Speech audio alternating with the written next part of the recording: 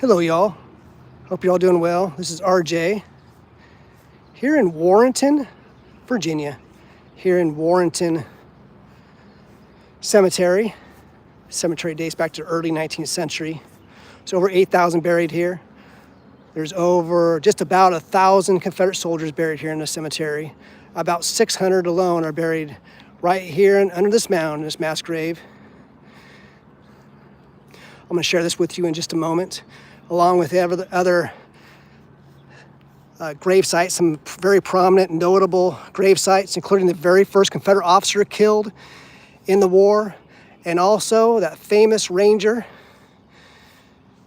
Colonel John Singleton Mosby. Colonel Mosby's grave site is right here. It's an extraordinary man.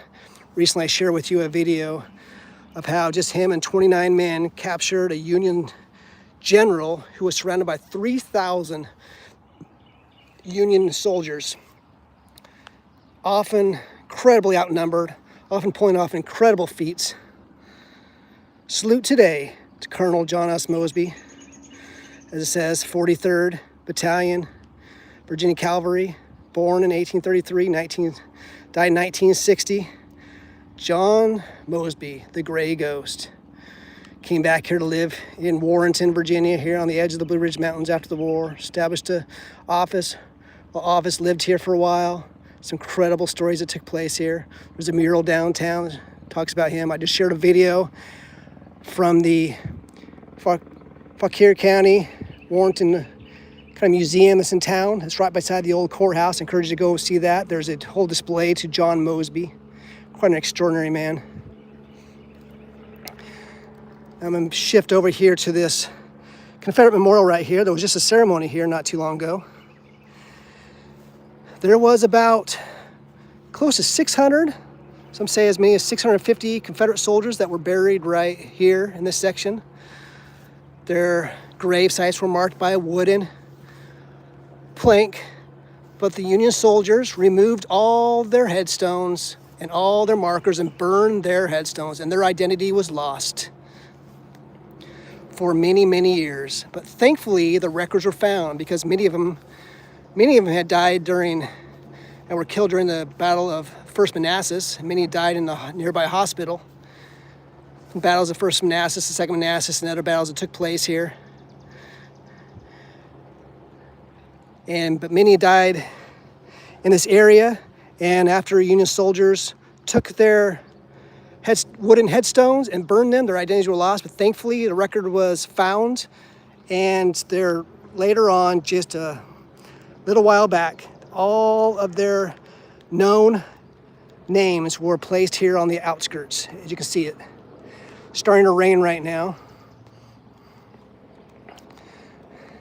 But you can see what they have done. They've got the nearby Warrenton Hospital right here. Deo Vindice. And their names, thankfully, were found on the records and inscribed here on these markers on all sides. You can see there was a memorial service here. There was flowers placed here. You can tell that this flowers are quickly fading. Thank you to those who came out here and had that memorial service. I was planning on attending, but it conflicted with another memorial service that day. But all these names on all the outskirts, thankfully, were found on the records. Thankfully, their names were lost after all. I'm going to share with you this memorial right here. It's actually one of the oldest in Virginia. It dates back to 1877. The very oldest Confederate memorial in Virginia dates back to 1868. That's in Lynchburg. It's an old city cemetery there. The oldest Confederate memorial, and I think probably the first placed on the courthouse, was the one in King George, Virginia. There was just a ceremony. I just shared a ceremony of that not too long ago. That was dedicated back in 1869. It was covered with the names of all those who died and also those who served. But you can see right here, I am standing on hallowed grounds, where there are roughly about 500 or 600 buried here in this mass grave. Sharing this with you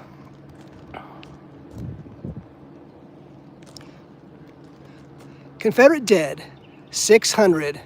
Virginia's daughters to Virginia's defenders. So we can pay attention to what they said. This is approaching 150 years old. A century and a half year old memorial. Among the earliest and first war memorials in the entire country. On this side right here,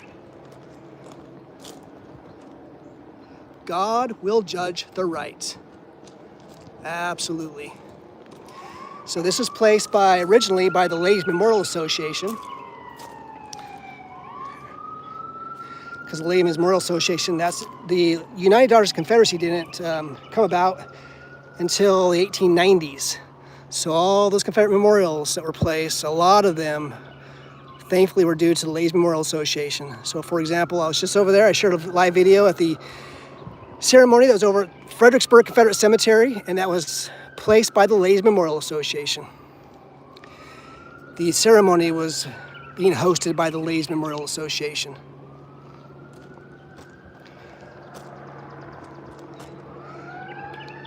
Go tell the Southerners, we lie here. For the rights of their states, they never fail who die in a great cause. Absolutely. Words from almost a century and a half ago. Go tell the Southerners, we lie here. For the rights of their states, they never fail who die in a great cause. Amen.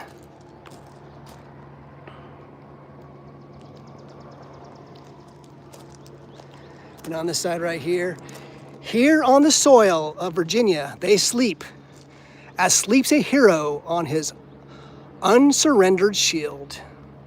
Amen. Here on the soil of Virginia, they sleep, as sleeps a hero on his unsurrendered shield. And once again, this memorial that dates back to 1877, almost 150 years ago. Confederate dead, 600 buried right here in this mass grave. Thankfully, their identities found, temporarily lost when Union soldiers burned all of their headstones. I mean, not headstones, but head markers that were made of wood. And thankfully, later on, the good folks, I think around roughly 20-ish years ago, found their names in a logbook, thankfully, and ultimately ended up engraving their names here on the sides. It's good, maybe one of your ancestors, maybe one of your relatives is here. I'm sorry I can't share all of them with you right now, but that's why there's names on all four sides here.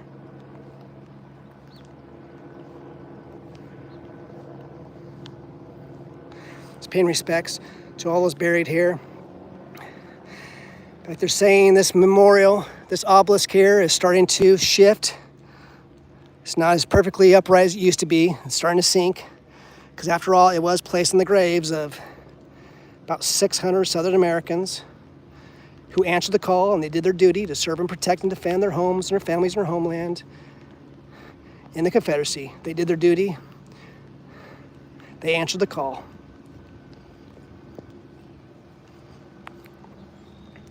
Two plaques here. Thanks to Robert Smith of Carpentersville, Illinois, who searched for his great-grandfather, Private Charles Wilburn Smith, led him to the names of the fallen Confederate soldiers who lie in this hallowed ground. So thankfully, it was him, Robert Smith. He was searching for his great-grandfather, a private. Couldn't find him. It led him. He's the one who ultimately found that book, the ledger, the list of names of those who died in the nearby cemetery and the nearby battles. And it was due to his efforts, thankfully, that ultimately money was raised and the names were engraved on the sides here. The memorial wall to name the fallen. This was dedicated back in 1998 by the Black Horse Chapter, United Daughters of Confederacy. So thank you, UDC. Thank you, LMA. Thank you to SCV, others who continue to come out here to help maintain and protect this. Now I'm gonna make the transition. The rain has picked up. I was afraid of that. I'm actually on my way to over there to, this is Warrenton, Virginia. I'm on my way to another ceremony right now, and the rain has picked up. So I'm going to go share with you at least one memorial, and that is to the gravesite of the very first Confederate officer killed in the war, John Quincy Marr. But before I do so, I'm going to pass by that legendary Colonel John S. Mosby's gravesite again. And then after this, I'm going to continue on my trip to Winchester. Winchester is having their annual ceremony today. Never want to miss that one. So there's the John S. Mosby Memorial. I know many of you have seen it before. Myself, I've been here well over half a dozen times. Now I make a transition over here. Talk about this. You know, this nice little peaceful town in Dixie is having the same pains as many other towns across Dixie. It's a nice little southern town, unfortunately, being ruined by what I call Mayoist, leftist, cancel culture woke, who leave their broken blue city behind and drag their destructive socialist policies with them, and like a cancer, and have it grow elsewhere. That's what's happening around here. I was just over there at the John S. Mosby Memorial, and the people who want to remove that the most are the folks who had just moved here from New York, moved here from other places, and they want to settle here, and the first thing they want to do is start tearing down and attacking the history. Really sad. So over here is a grave site. You can't see it, but one of the grandchildren, there is a funeral procession coming in right now. This was a nice quiet place, but it looks like we are going to have a lot of folks around here all of a sudden. But over there, one of John S. Mosby's grandchildren was one of the leaders of the U.S. Navy. He was a rear admiral in the U.S. Navy, and he is buried over there. Of course, it's no surprise, right? It's a big funeral procession coming over here. Kind of similar to John Patton, right? A famous World War II general who admired his Confederate grandfather, who had the same name. He bore the name of John S. Patton, who was killed in the war. Same thing as like Chesty Puller, the most decorated Marine in U.S. history. He honored and appreciated his Confederate ancestors, particularly his grandparents who served and died in the Confederacy. So now I'm approaching the gravesite of John Quincy Marr. Now he was the very first Confederate officer killed during the war, killed there at the Battle of Fairfax Courthouse.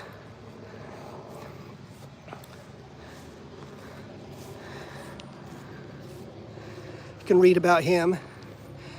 John Quincy Marr, captain of the Warrenton Riflemen, born May 27th, 1825, and fell on the first day of June 1861. So he was killed June 1st, 1861 at Fairfax County Courthouse, as you see right here.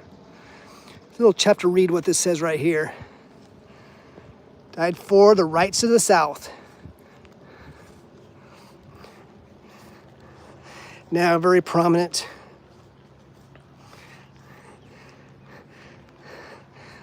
gravesite right here. John Quincy Marr, the very first Confederate officer killed in the war. There was a memorial to him, and also 2 cannons there on the Fairfax County Courthouse.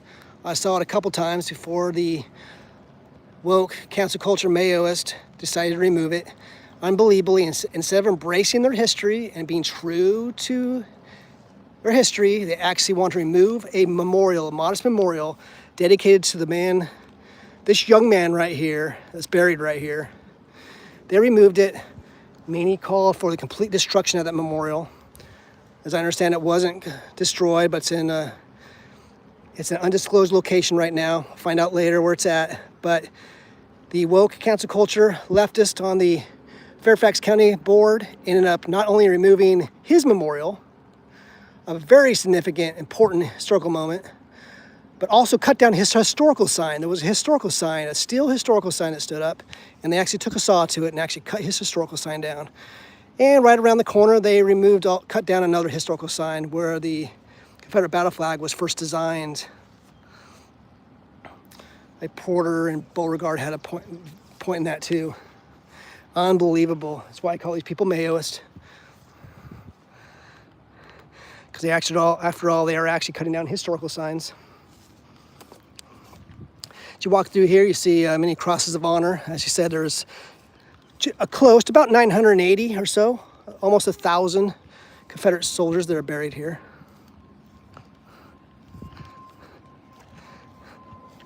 Now I'm going to walk over here to the entry where is there the historical marker. I do check historical markers because sometimes I return and they purge the photos, they purge the names often, they purge the information, they whitewash it often. So I want to share this with you. So just in case, doing this partly for documentation purposes, that's why I do a lot of this, so it's captured, so you know what this historical marker looked like, just in case they decide to come and whitewash this historical marker, like I have seen done in other places as well. So once again, this cemetery is right off of West Lee Street. And here it speaks about this cemetery. And I'm going to go ahead and share this with you. You can see the photo here of Colonel John S. Mosby. Also buried here is General William Payne. Unfortunately, I heard a woke Yankee owns his house.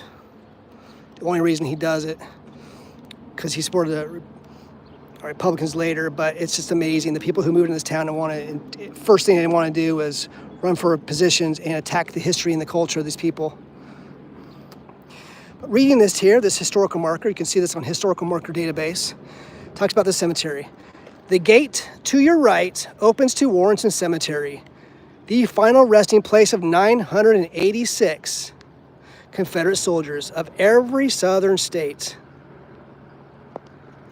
About 650 are casualties of the Civil War. Many wounded Confederates were evacuated to Warrenton vicinity after the First and Second Battles of Manassas, and 585 died and are buried here. Their identities were lost when Union soldiers burned the wooden grave markers for firewood in the winter of 1863. Their remains were reburied here in 1877. The memorial wall was constructed in 1998, and that's that memorial wall we were just looking at over here in the back. And in fact, I'll finish up the video by walking back over to it.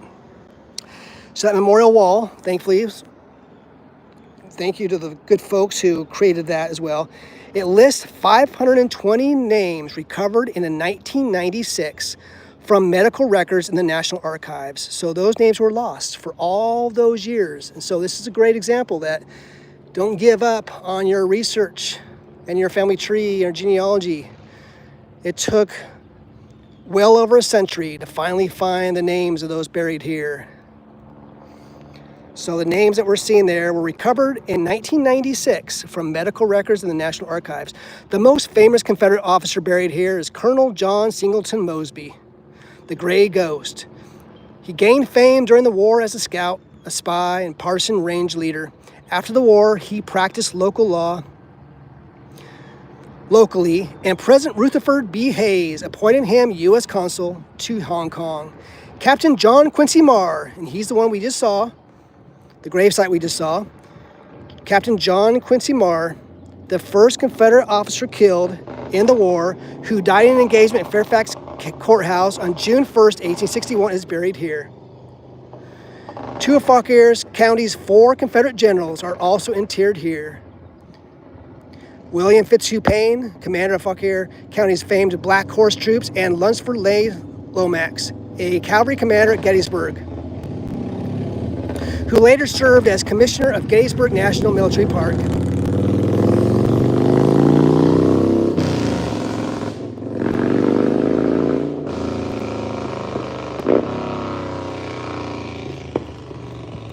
Yes, we can hear you.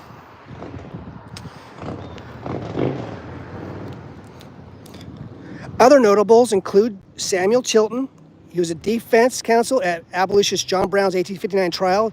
John Tyler Waller, President John Tyler's grandson, killed in March 1865, fighting the 8th Illinois, and Pendleton Ball, enslaved teamster and physician servant who applied for a Confederate pension. So once again, as it mentions right here, among those buried here was a man of color, black man, who applied for a Confederate pension after the war. Also, one of the President John Tyler's grandsons who served in the Confederacy is also buried here. Now put this in perspective. Just last week, one of President John Tyler's other grandsons just died at the age of 90. It made national news because, after all, it's quite extraordinary that the grandson of the 10th President of the United States, John Tyler, just died. So put that in perspective, that here, buried here, is one of John Tyler's Confederate grandsons who died during the war. We're talking over 160 years ago. So meaning that man who just died last week, his brother died 160 years ago. Isn't that amazing? His brother was killed in the war in 1960. Isn't it amazing to actually, that there was somebody up to last week who had a brother who was killed as a Confederate soldier in the war? Amazing. Now I'm passing up here. Back here was John Quincy Marr, and once again, it was just over here. In fact, it's just this headstone over here was one of the leaders of the U.S. Navy, an admiral in the Navy, who was the grandson of John Mosby. Now I'm going to go ahead and walk back over this direction. And in fact, I'm going to share with you. You can see the Confederate Memorial over here. The one thing they do have over here is some information on the side of this storage kind of facility building over here that was just brought to my attention. Because right before this, I was over there at the old prison, served as a prison up to the 1960s. It is now the Fauquier County, kind of Warrenton County Museum and Historical Society. I did a quick live video of that place, and just kind of perused it. So I encourage you to stop by and see that. Really nice gentleman who works there. Is concerned about the history as well. I shared with you the John S. Mosby Memorial. That's right beside the old courthouse building. The old courthouse is just up this road, just about a half mile or so. So here's on the side of this building, the Civil War soldiers buried in Warrenton Cemetery. I like how they have things like this once in a while. All records in the town office, information and tombstones, and United Daughters Confederacy records have been reviewed to determine the location of veterans listed. According to records, all individuals named are interred in the cemetery. There is no site designated by the name. That is a gravesite impossible to locate. But anyways, here's some of the names right here. Now I'm going to go walk over here back to the memorial and finish this video up where we started it. The rain looks like the rain has passed for a moment.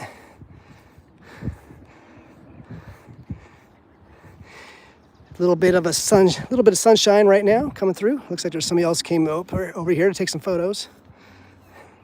But I think what I'll do is I'll finish up where I started right about here. And I'll finish up over here at John S. Mosby's gravesite. Because I need to continue on to Winchester, because today is, every June 6th, is a memorial service over there at Stonewall Cemetery. There's over 3,000 Southern Americans, Confederates that are buried there in that cemetery.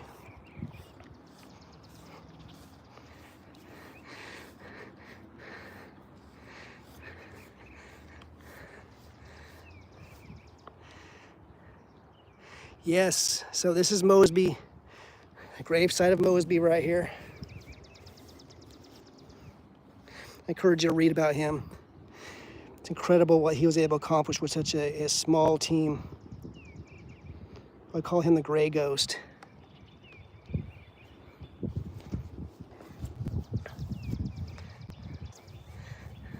So I'm gonna make a transition, walk around this one more time by this the Confederate section so we can pay our respects together. Once again, if you're just joining me, I'm right here beside John S. Mosby's gravesite and also the Confederate gravesite, where there is about 600 buried here in this mass grave. They say the obelisk here is struggling because the weight, the ground, of course, wasn't entirely stable, and they're going to have to reshore this up at some point because it has a bit of a lisp, a bit of a lean to it right now. Not very noticeable, it's hard to tell, but I'm going to make another walk around here for a moment. Try to be respectful because there's another gentleman over here right now. So once again, as you see, I'll make a pass over here as I get ready to finish up this video and head over to Winchester for their annual ceremony that takes place every June 6th over at Stonewall Cemetery. But here are the names. Those names were found back in the 1990s. Later on, thankfully, somebody was able to engrave these and place them here. Because after all, these names were lost for all those years, well over a century.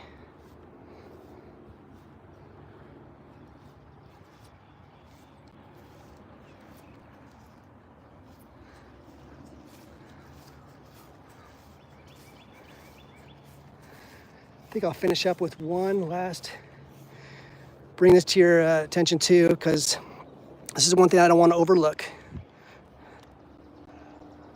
That is this memorial right here. This is to the memory of William H. Fitzhugh. Just reading about him and his history, you can see right here the seal of the Confederacy featuring President George Washington. This is not for empire nor renown, but for right and commonwealth. To the memory of William H. Fitzhugh, son of Arthur Morrison Payne and Mary Mason Fitzhugh, born 1830, died 1904. He entered the Confederate Army as a captain of the Black Horse Troop and rose to be Brigadier General of the 2nd Brigade of Fitzhugh Lee's division. Was wounded and left on the field of Williamsburg, May 5th, 1862. Wounded again at Hanover near Gettysburg in July 1863, again at Five Forks, April 1865. It's so common that so many of these Confederate soldiers are injured over and over and over, shot over and over and over, only have to continue to fight. All right, so I'm gonna go ahead and finish this up. In fact, I'll finish this up over here at John Singleton Mosby, John S. Mosby's gravesite.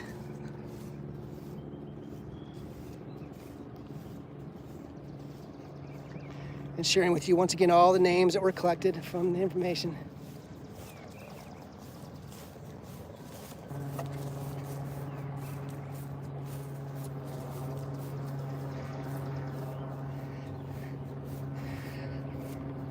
All right, so finishing this up here, hope you enjoyed this little tour of here in Warrenton, Virginia, here in Warrenton Cemetery. Today, a live video. I like to go impromptu. Sorry if I misspoke on anything, because I do not keep notes.